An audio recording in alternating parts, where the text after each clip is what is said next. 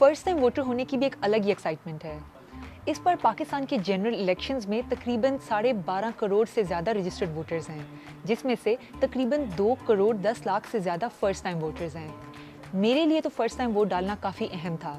आइए जानते हैं इस बार के फर्स्ट टाइम वोटर्स से कि उनके लिए वोट डालना ज़रूरी क्यों है। तो वोट डालना हमारा हक है और वैसे भी हमें वोट डालना चाहिए। हमारे पास एक मुल्क को संवारने का एक तरीका है, एटलीस्ट ओपिनियन शेयर करने का ये एक तरीका है। एक शहरी का हक है ये, इसलिए मैं इसमें पार्टिसिपेट करूँगा। मैं बहुत एक्साइटेड हूँ। जब घर में पॉलिटिक्स की बात हो रही होती है तो मेरा भी दिल करता है। बाबा किसी और पॉइंट ऑफ व्यू से चीज़ों को ले रहे होते हैं, मम्मा किसी और पॉइंट ऑफ व्यू से, तो मेरा दिल करता है कि जब मैं भी एबल हो जाऊंगी तो मैं भी डालूंगी वोट ज़रूर। ये डेमोक्रेटिक कंट्री है तो इसमें वोट देना आपका एक हक बनता है, तो लाजमी मैं वोट कास्ट करूँगा। इसीलिए मैं वोट करना चाहता हूँ क्योंकि प्योरिटी ज़्यादा है हमारे एरिया में और लैक ऑफ लिटरेसी रेट है।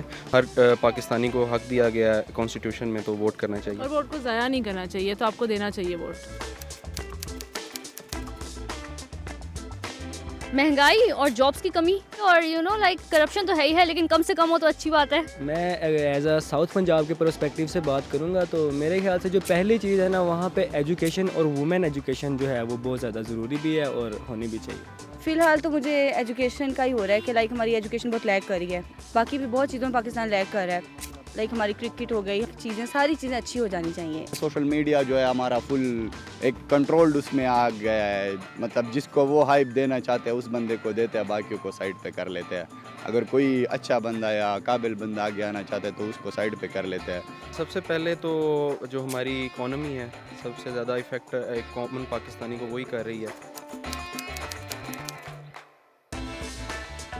यूथ के लिए उन्हें काम अच्छा करना चाहिए। सबसे पहले अपनी कंट्री के बारे में, हर चीज़ के बारे में इल्म होना चाहिए, उसको फैक्ट एंड फिगर्स के बारे में पता होना चाहिए।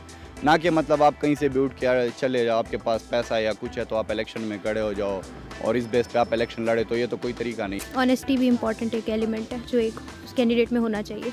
करप्ट ना हो। इन 5 सालों में 50 साल के चेंजेस लाए, जिस तरह हम 75 साल पीछे हैं।